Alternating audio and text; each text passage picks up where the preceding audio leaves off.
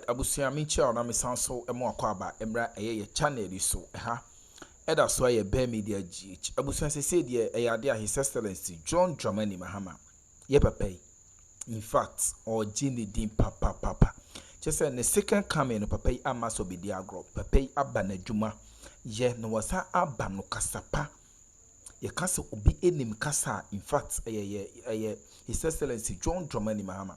Ebi mo so ka omo ensem sesesi no His Excellency ya akoye the second Dr. Osaje for Kwame Akroma.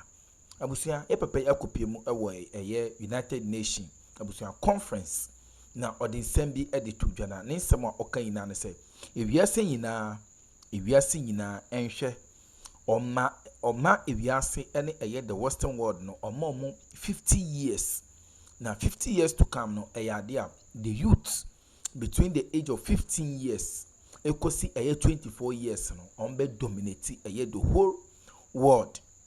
Ochira omo Africa youth no between that age range no be dominate the whole world. Abusia we dey ma mekasa wa mekasa 20% ekọ kokotie ye pepe ne nsem a ode etu dwana se wie na so ho adwenche bia abomodin na ya kire ya hada say be media je abusia se ene de connect channel so a e be so be jeme no ahwe videos ni bi a wode wa subscribe wa like ka wa share for pense ni bi ati no anya bi ati yen kono kotie pepe ne nsem a ode etu dwana no nti e ma no eye standing ovation no His Excellency John Dramani Mahama abusia ode yetie ne nsem no e masisi a medas.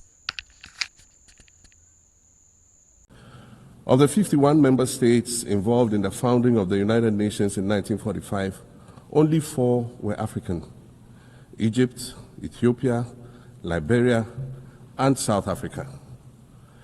It is important to point out that the United Nations came into being in the aftermath of World War II because of the inability of its predecessor, the League of Nations, to avert a large-scale global conflict, which had been its guiding purpose when it was founded in 1920 at the end of the First World War.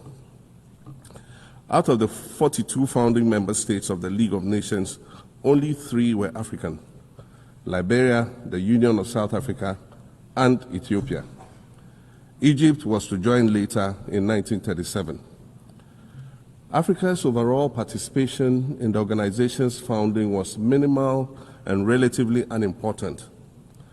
That's because before all the other talks and meetings, representatives from a group of 40 nations gathered in Berlin for a series of discussions that began in 1884 and which led to the partitioning and formal colonization of the African continent, which is also called the Scramble for Africa.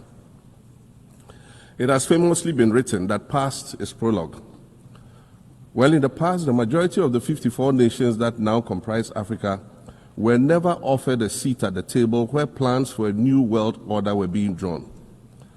But, Madam President, as fate would have it, the tables are turning, and Africa's role in the authorship of whatever is yet to come for this world is going to be huge, and it will be consequential. According to this organization's own projections, by the year 2050, more than 25% of the world's population is expected to come from the African continent. Additionally, by 2050, 1/3 of all young people aged between 15 to 24 will be residing on the African continent. So you see, the future of this world is African. Allow me to say this once again a little louder for those of you in the back. The future is African.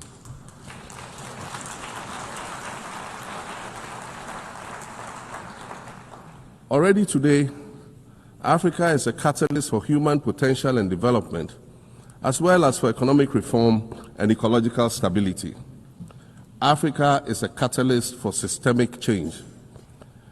If this reality, which is fact-based and straightforward, seems provocative or unsettling, perhaps it's because you are viewing it through the lens of centuries of filters, colonialism and imperialism, and the resulting implicit bias. Maybe you are unaware of the resilience of African nations or their remarkable ability to make a strong comeback just when you think it's safe to count them out. That is what is happening right now in my own country, Ghana.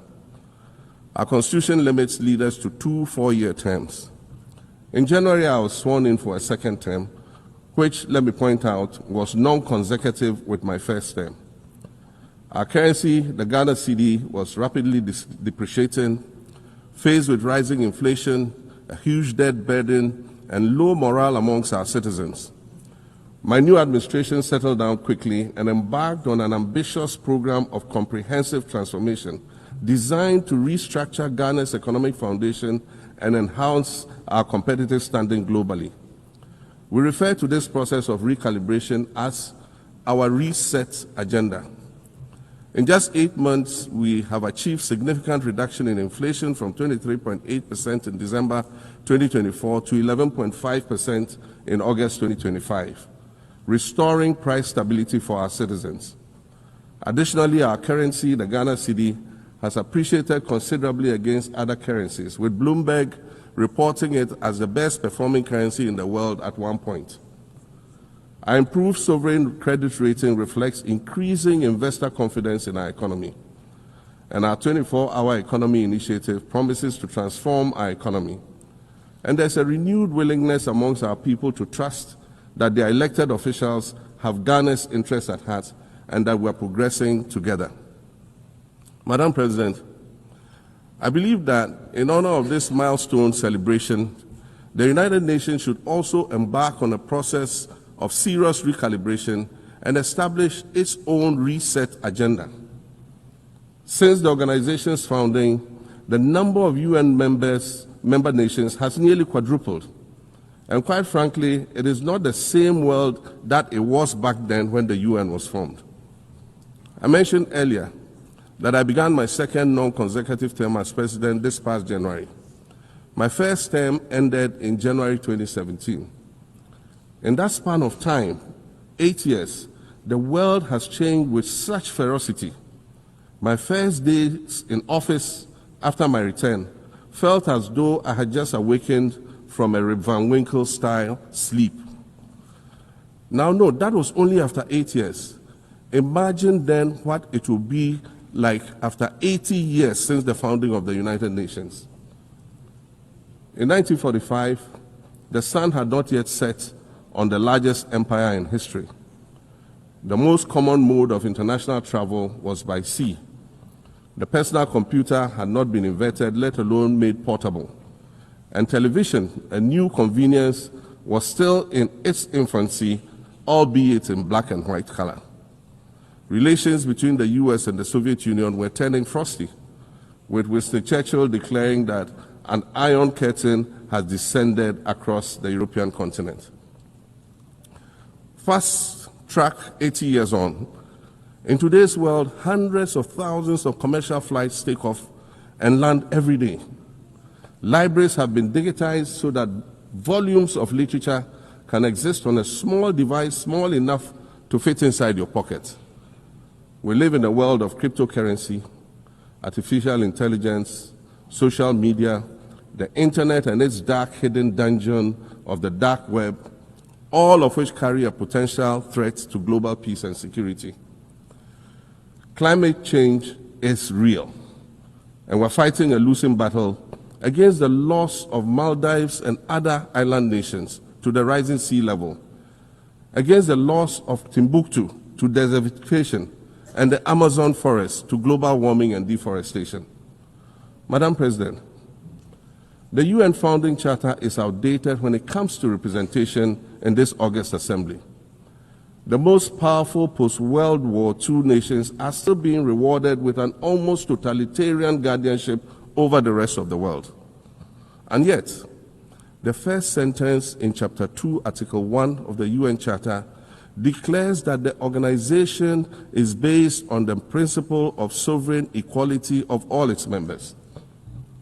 If this were true, and was the case, a continent as large as Africa, with its numerous UN member states, would have at least one permanent seat on the Security Council.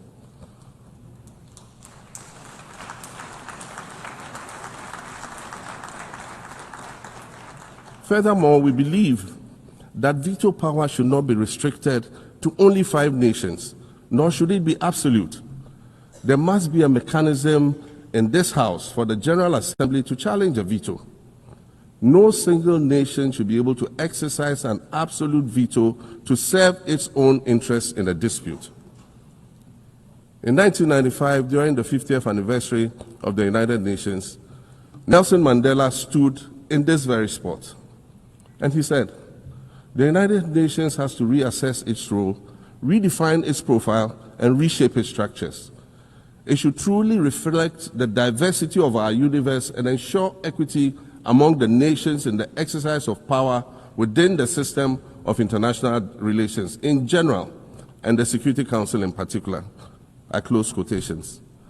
30 years later, we African leaders are still making the same simple request for a permanent seat on the Security Council with the power of a veto. So today, Madam President, I stand here in this exact spot and ask the world, if not now, then when? We demand not only a reform of the Security Council, but also a reset of the global financial architecture, which is currently rigged against Africa. Africa must have a greater say in the world's multilateral financial institutions. And while I'm making requests, I'd like to call for the removal of the blockade on Cuba. As Dr. Kwame Nkrumah, our nation's founder, famously said, "We seek to be friends with all and enemies to none." The Cuban people shed their blood on African soil in the fight against apartheid. And indeed, Cuba has been and continues to be a faithful friend of Africa. You see, the very fact that I can stand here and ask these things and say these things, and the fact that all nations can ostensibly gather here to address critical global issues, air our grievances, and express our concerns, that is what makes the survival of this organization so important. In every old city or village, you'll find a town square, or a courtyard, or a plaza that once served as a gathering space for the citizens of the community and their leaders. Meetings and celebrations were held there, as were trials and elections. And these were spaces that brought people together and held them together as a community. Sadly, time and technology have eroded these spaces. Madam President, in many ways, the United Nations is the proverbial town square of our modern global village. And it has never been more critical for us to protect this one space that brings and holds the world nations together as a community. The internet, social media platforms, and artificial intelligence offer us the illusion of connectivity, when in fact what they do is reinforce isolation by using algorithms that ensure that we do not receive new ideas and perspectives, but rather more of the same content. We are served alternative facts and manipulated images, making it easy to disseminate disinformation and sow seeds of division amongst communities. Madam President, these are dangerous times. Our world is currently experiencing a rise in nationalism and economic instability. There's a general breakdown of multilateralism. Various acts of aggression have been committed against the sovereignty of others, and nations are attempting to circumvent the very safeguards that were put in place to prevent large-scale global conflict.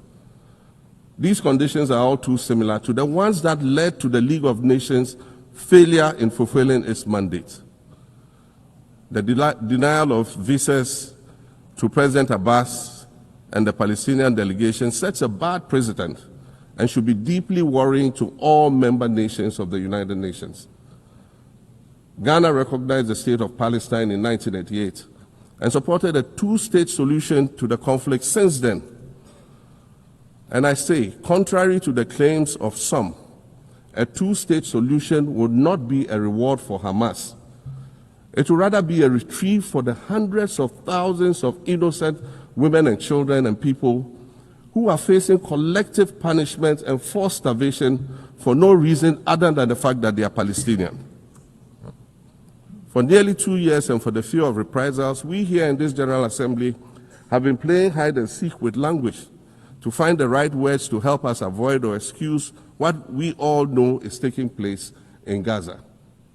But here's the thing, it doesn't matter what you call it. If it looks like a duck, it swims like a duck, and quacks like a duck, well, then it must be a duck. The crimes in Gaza must stop.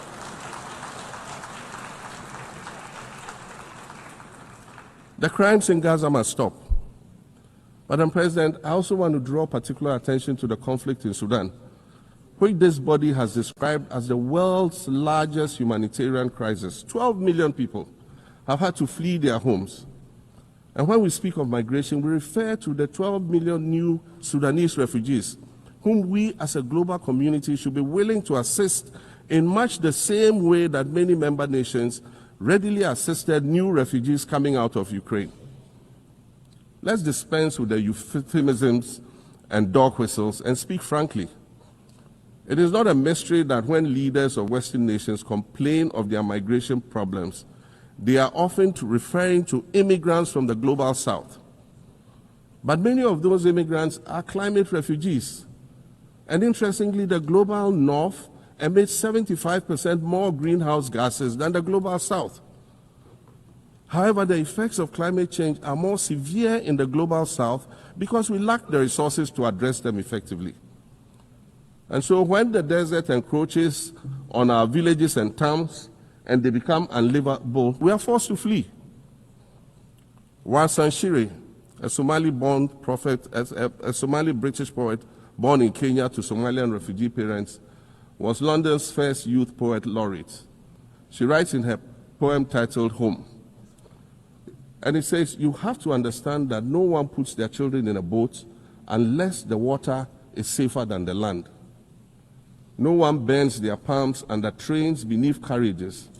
No one spends days and nights in the stomach of a truck feeding on newspaper unless the miles traveled mean something more than just a journey. Madam President, we cannot normalize cruelty. We cannot normalize hatred. We cannot normalize xenophobia and racism. If we're going to tell a story, let's not tell it slant. Let's tell all the truth. When we speak of migrants, we speak of Mami Ewusi Mensah Frimpong, a judge on the U.S. District Court for the Central District of California. She's the first black female judge on any of California's 4 federal district courts. She was born here in America to immigrant parents from Ghana. We speak of Peter Bosman, a medical doctor in Ghana who moved to the town of Piran in Slovenia in the 1980s and later became the first black mayor of Piran, the first black mayor in Slovenia and in the whole of Eastern Europe. We speak of T. Michael, the iconic Ghanaian Norwegian artist and designer. And of course, we speak of the late Kofi Annan, former United Nations Secretary General.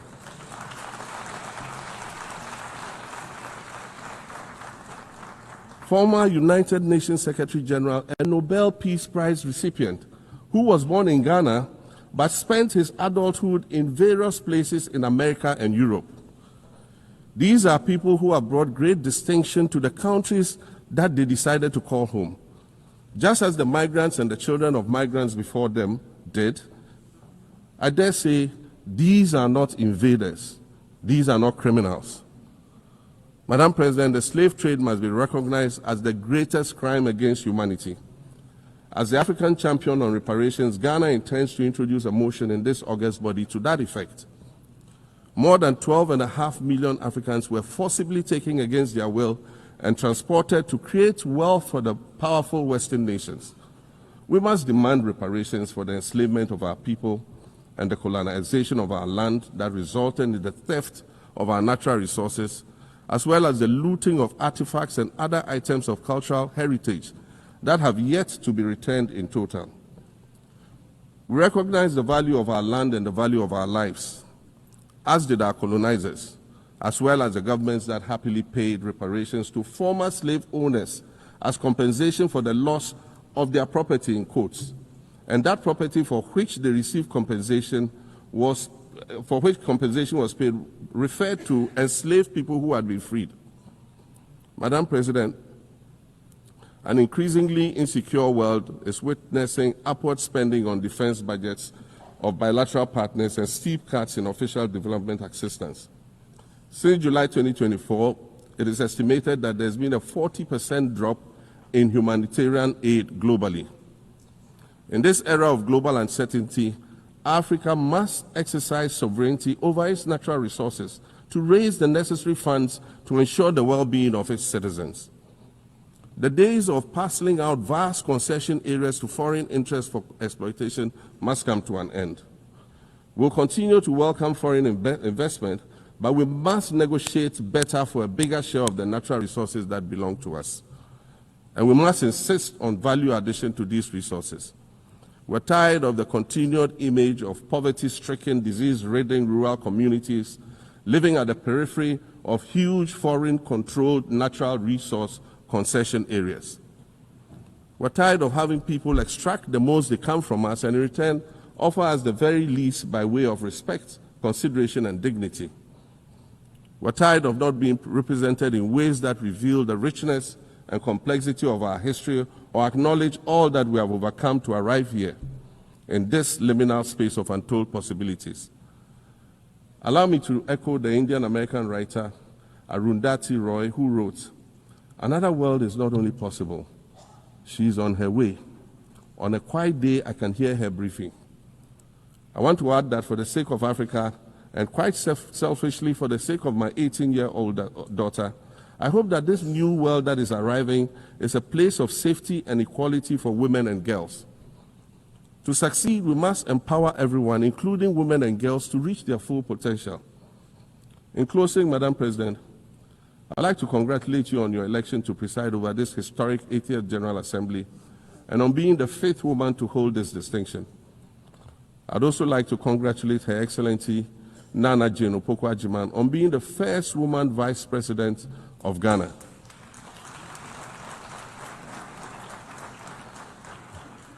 Now every Ghanaian girl knows the heights to which she can ascend.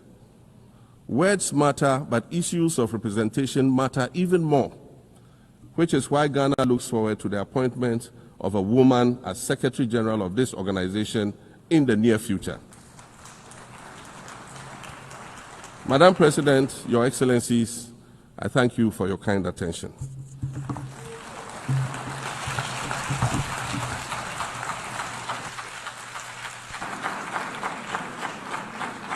On behalf of the General Assembly, I wish to thank the President of the Republic of Ghana.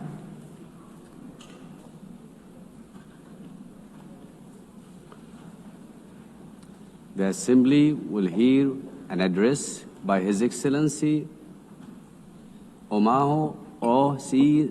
Sokang Embalo, President of the Republic of Guinea-Bissau.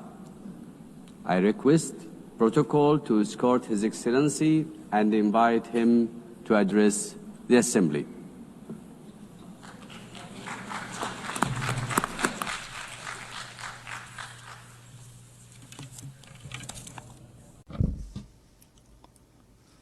Madam President, distinguished heads of state and government, Mr. Secretary General, ladies and gentlemen,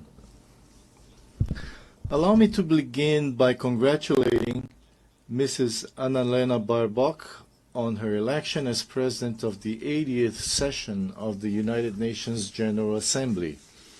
I thank the outgoing President, Mr. Philemon Yang, for his service to the international community.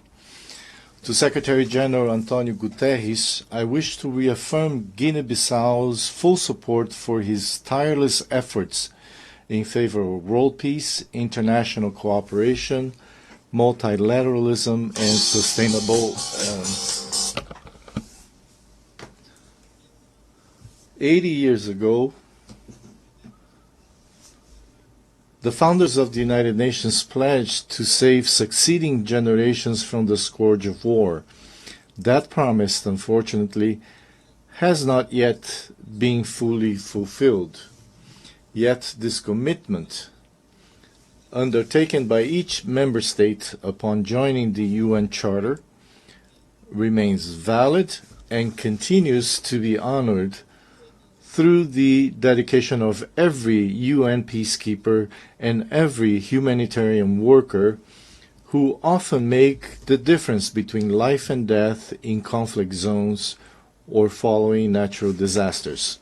Great source of power, adding to your option. There's so many people in the system now. When you listen to them, you ask yourself, say, hey, then your man go for a chance. And the Baumia Kasa, Yenina, Baumia to be Kasa, you tweet and you questions. Ladies and gentlemen, you will recall that I stated in 2014 that if the fundamentals are weak, the exchange rate will expose you. That was true then, and it is true now. It is 100% correct.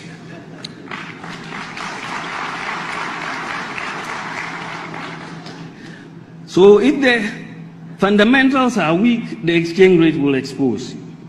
But it is warped logic to jump from that to a conclusion that if there is depreciation in your currency, then the fundamentals must be weak. Do you understand the logic? It is very warped logic. If the fundamentals are weak, the exchange rate will expose you. But if the exchange rate moves, you cannot jump to that conclusion that the fundamentals are weak. That defies. So you see, and they also tell they will say, how did we end up with this guy as the vice president? And we said, we're able to make changing Ghana economic fortunes. So abomodian ahwe videos no amano akona wiye na be say nsem na wutie ye ewo ye His Excellency John Dramani Mahama nsem na ode ba abonte no abusua so woni je ho no abomodian ahye eye video na mafoforo pensel ni bi ati no anya bi ati ha so ye be media gh ye da mase some of them ahwe ye videos ni bi subscribe like na bo ahye mafoforo pensel ni bi ati no anya bi enti ye da mase